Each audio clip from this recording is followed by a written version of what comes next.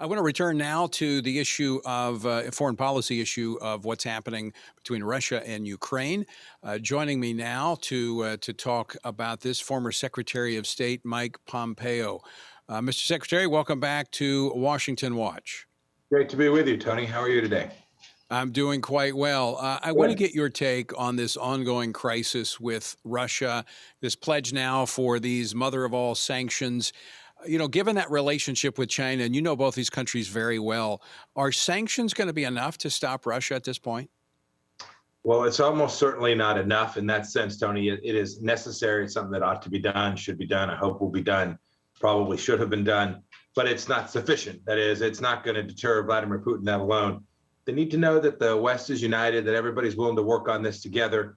I see our German friends don't seem too inclined. We know what happened with Nord Stream 2 when the Biden administration let them off the hook and when we stopped fracking here in America. And now, I'm worried about wheat prices. 25–30% of all the wheat in the world comes out of these two countries, goes through the Black Sea. But we need to make clear that these shipping lanes will remain open and we'll take care of the things that matter to every American.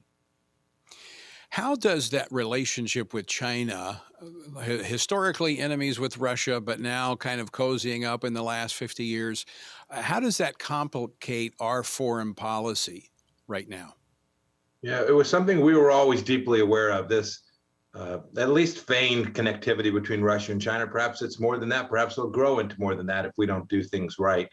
These are not only two deep military powers, but they're two deep nuclear powers as well, both with capable cyber forces, capable space forces, a powerful tandem.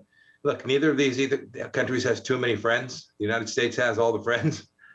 We need to make sure that we balance this correctly. There's places where we can figure out how to work with Vladimir Putin. We ought to do that. I was reminded the other day about the work we did on counterterrorism alongside them.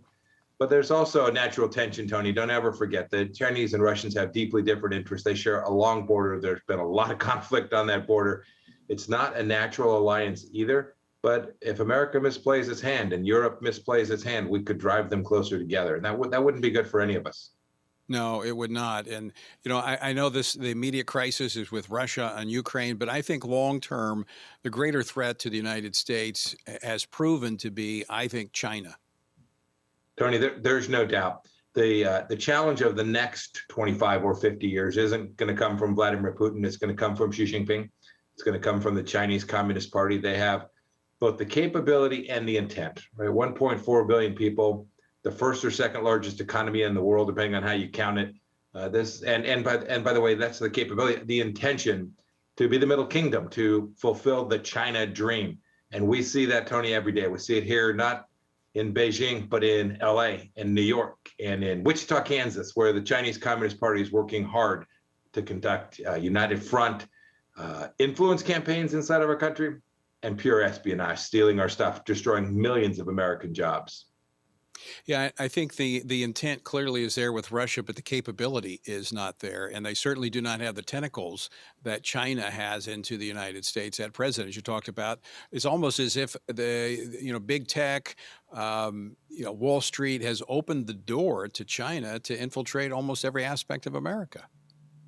Tony, they certainly have. America's biggest businesses are deeply connected. Indeed, many of our small, medium-sized businesses are connected. I always told business people, fair enough, for 40 years, 50 years, Tony, American foreign policy asked them to do that. We wanted them to engage. We asked American companies to go to China and help us develop relationships. Engagement would be the solution. We, of course, know that didn't work. If it was a good idea then, maybe, but it doesn't work today. And now we have to reverse course. And American businesses, at the very least, must stop growing their assets inside of China and stop bending a knee to them.